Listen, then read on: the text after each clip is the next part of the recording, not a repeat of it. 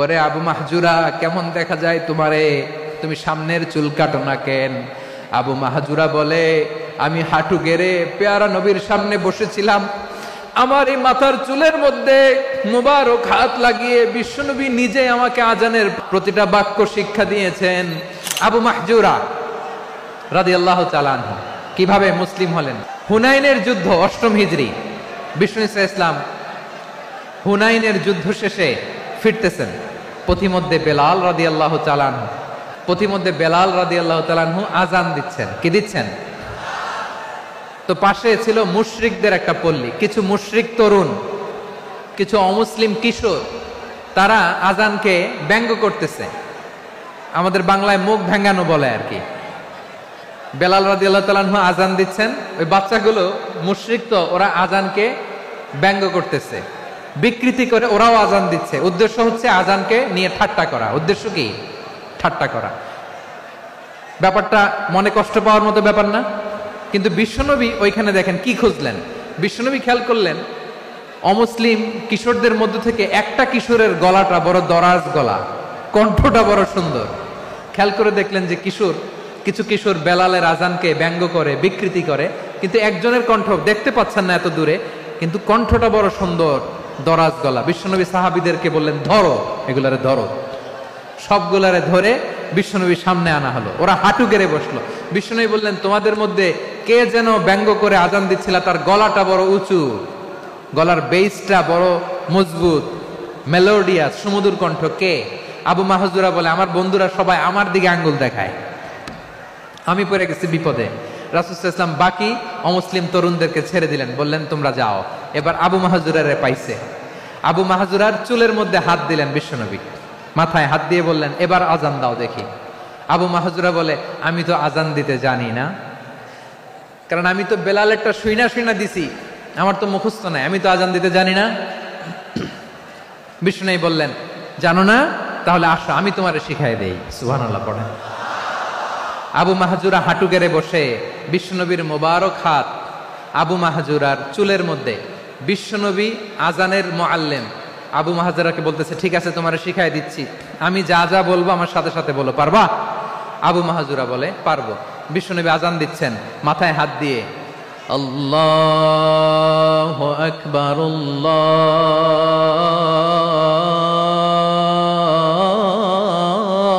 আল্লাহু আকবার। আবু মাহজুরা এই বাক্যটা পড়লেন। বিশ্বনবী দ্বিতীয় বাক্য পড়তে আরম্ভ করলেন, আল্লাহু আকবার,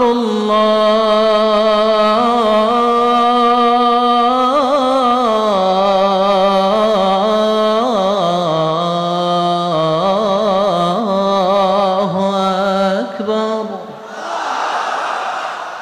আবু মাহজুরা এই বাক্যটা বললেন। বিশ্বনবী আবু মাহজুরার মাথার মধ্যে হাত দিয়ে তৃতীয় বাক্য বললেন,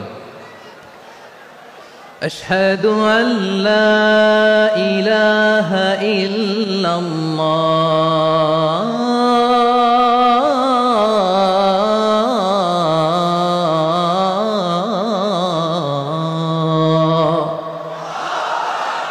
আবু মাহজুরা তৃতীয় বাক্য পড়লেন। বিশ্বনবী একটা বাক্য পরে আবু মাহজুরা পরে, বিশ্বনবী পরে আবু মাহজুরা পরে। আবু মাহজুরা কিন্তু অমুসলিম, মুশরিক। আবু মাহজুরা বলে, এক একটা বাক্য পড়ি আমার কলিজাটা গলে ঠান্ডা হয়ে যায়। এতদিন মোহাম্মদকে গালি দিতাম, এখন মোহাম্মদ আমার মাথায় যখন হাত রাখছে আমার সারা শরীর ঠান্ডা হয়ে গেছে। বিশ্বনবী আজান শিখাচ্ছেন, একটা একটা বাক্য পড়ে আবু মাহজুরাও পড়ে, বিশ্বনবী পড়ে, আবু মাহজুরাও পড়ে। পুরো বাক্যগুলো যখন শেষ, আজান শেষ, আবু মাহজুরাও যখন পুরো আজান পড়লেন, আবু মাহজুরা বললেন, এতদিন মোহাম্মদের চেহারা দেখলে আমার ঘৃণা লাগতো, আজ থেকে মোহাম্মদের চেহারার চেয়ে প্রিয় চেহারা আমার কাছে নাই। আবু মাহজুরা বললেন, ও মুহাম্মদ, আজানের বাক্য তো আপনি আমারে শেখালেন, এখানেই শেষ করবেন না, আপনি আমারে পড়ায় দেন, লা ইলাহা ইল্লাল্লাহু মুহাম্মাদুর রাসূলুল্লাহ সাল্লাল্লাহু আলাইহি ওয়াসাল্লাম। বিশ্বনবীর সাথে দাঁড়িয়ে উনি শাহাদা পড়ে মুসলমান হয়ে গেলেন। এবার আবু মাহজুরা বলে, ইয়া রাসূলুল্লাহ, ইয়া হাবিবাল্লাহ, আমি মুমিন হয়েছি, মুসলমান হয়েছি। আপনার কাছ থেকে আজান শিখার সৌভাগ্য আমি লাভ করেছি গো নবী। আমার কণ্ঠের বড় তারিফ করেছেন আপনি, আমার আজানকে আপনি পছন্দ করেছেন। একটা জিনিস আপনার কাছে চাই, আপনি আমাকে মক্কার মসজিদুল হারামের মুয়াজ্জিন হিসেবে অ্যাপয়েন্ট করে দেন। বিষ্ণু ঈসা ইসলাম বললেন, যাও আবু মাহজুরা, আমি তোমাকে পৃথিবীর শ্রেষ্ঠতম মসজিদ মক্কার মসজিদুল হারামের মুয়াজ্জিন হিসেবে অ্যাপয়েন্ট করে দিলাম। দেখছেন কিভাবে ট্যালেন্ট হান্টিং করতে হয়, কিভাবে হিউম্যান রিসোর্স মানব সম্পদকে ব্যবহার করতে হয়। আসছিল আজানকে ভেঙাইতে, আসছিল কেন? আজানকে ব্যঙ্গ করার জন্য, বিকৃত করার জন্য। আজানকে বিকৃত করতে যে ইসলামের সবচেয়ে শ্রেষ্ঠ মসজিদের মুয়াজ্জিন হয়ে গেল। পড়েন সুবহানাল্লাহ। হযরত আবু মাহজুরা রাদিয়াল্লাহু তাআলা আনহু ওনার এই সুললিত কণ্ঠ ব্যবহার করে মসজিদুল হারামে এত সুন্দর করে আল্লাহু আকবার বলে আজান দিতেন, মানুষগুলোর, মুসল্লিগুলোর, মক্কাবাসীর হৃদয়কে তিনি বিগলিত করে দিতেন। মানুষের হৃদয়কে ঠান্ডা হয়ে যেত। শুধু এখানেই শেষ না আমার যশোরের ভাইয়েরা। বিশ্বনবী যখন সাইয়েদনা আবু মাহজুরা রাদিয়াল্লাহু তাআলা আনহুকে আজান শিখাচ্ছিলেন, বলেন তো বিশ্বনবীর হাতটা কোথায় ছিল? আবু মাহজুরার মাথার সামনে, এই চুলের উপরে ছিল। আবু মাহজুরা ওই স্মৃতিটাকে ধারণ করবার জন্য, ওই স্মৃতিকে বহন করার জন্য বিশ্বনবীর মোবারক হাত আবু মাহজুরার কপালের চুলের যেই জায়গায় লেগেছে, মৃত্যুর আগের দিন পর্যন্ত আবু মাহজুরা মাথার ওই চুলে কোনোদিন ছুরি আর কামার লাগায় নাই, সেখানে কেচি লাগায় নাই, চুলের মধ্যে খুর লাগায় নাই। আবু মাহজুরা ডান দিকের চুল কাটতো, বাম দিকের চুল কাটতো, পেছনের চুল কাটতো, সামনের চুল কাটতো না। আবু মাহজুরা রাদিয়াল্লাহু তাআলা আনহুর সামনের চুলগুলো বড় হতে হতে যখন এত বড় হয়ে যায়, তিনি চুলগুলো পেঁচিয়ে মাথার মধ্যে রাখতেন। তারপরে তিনি পাগড়ি পরতেন। সবাই জিজ্ঞেস করতো, আবু মাহজুরা এটা আবার কেমন স্টাইল? দেখতে তোমার কি বিদঘুটে লাগে? কেমন অড লাগে? কেমন খারাপ দেখা যায়?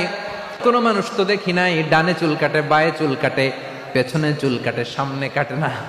ওরে আবু মাহজুরা কেমন দেখা যায় তোমারে? তুমি সামনের চুল কাটো না কেন? আবু মাহজুরা বলে, আমি হাঁটু গেড়ে পেয়ারা নবীর সামনে বসেছিলাম, আমার এই মাথার চুলের মধ্যে মুবারক হাত লাগিয়ে বিশ্বনবী নিজে আমাকে আজানের প্রতিটা বাক্য শিক্ষা দিয়েছেন। বিশ্বনবীর মোবারক হাত, পবিত্র হাত আমার মাথার চুলের যেই জায়গায় লেগেছে, আমি চাই ওই চুলগুলা নিয়ে আমি আমার কবরের ভিতরে যাব। সাইয়েদনা আবু মাহজুরা রাদিয়াল্লাহু তাআলা আনহু ইন্তেকালের আগের পর্যন্ত মাথার সামনের চুলগুলা কাটে নাই। মাথার সামনের চুল তিনি কাটেন নাই। সুবহানাল্লাহ বিহামদি। কেমন ভালোবাসতেন বিশ্বনবী সাহাবীদেরকে, সাহাবারা কেমন ভালোবাসতেন বিশ্বনবীকে। সামনের চুলগুলো বড় হতে হতে এত বড় ছিল, পেঁচিয়ে রেখে পাগড়ি পরতেন, কাটতেন না। নবীর হাত লেগেছিল। সুবহানাল্লাহ পড়েন। তাহলে what is the lesson? Moral of the story কি? মোরাল অফ দ্য স্টোরি হচ্ছে, আসছিল আজানকে ব্যঙ্গ করার জন্য, বিকৃত করার জন্য, হয়ে গেল মসজিদুল হারামের মুয়াজ্জিন। দেখেন বিশ্বনবী একটা খারাপ সিচুয়েশনের মধ্যে থেকে কি ভালো জিনিস বের করে আনলেন। আমি যে শুরুতে বলেছি কিভাবে তিনি হিউম্যান রিসোর্সকে ডেভেলপ করেছেন, ম্যানেজ করেছেন। তিনি যে চৌকস ট্যালেন্ট হান্টার ছিল, দেখেন সবার মধ্যে থেকে এর বাছাই করে মুয়াজ্জিন বানাই দিয়েছেন। সুবহানাল্লাহ পড়েন। তার মানে এই না সবাইরে ধরে ধরে উনি মুয়াজ্জিন বানাইছেন। যার যেই ট্যালেন্ট আছে তাকে ওই কাজে অ্যাসাইন করেছেন। যার যেই প্রতিভা আছে তার প্রতিভাকে ইসলামের কাজে লাগিয়েছেন। সুবহানাল্লাহ পড়েন।